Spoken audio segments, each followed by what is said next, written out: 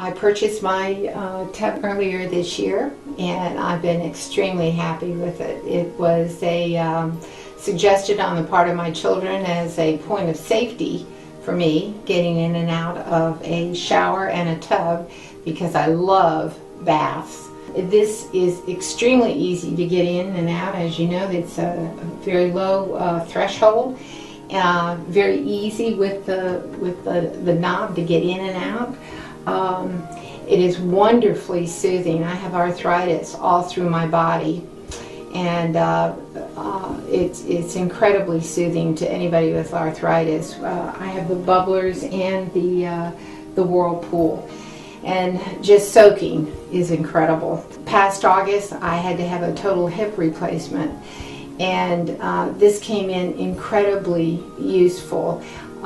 It saved me probably 6 hours of painful physical therapy learning how to get into a regular tub because I had thoughtfully put pictures of this on my phone and showed the doctors and nurses exactly what it was.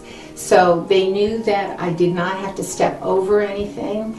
And one of the great things I just love, and this was when I came back from the hospital, is the no-slip floor. I feel totally safe standing up.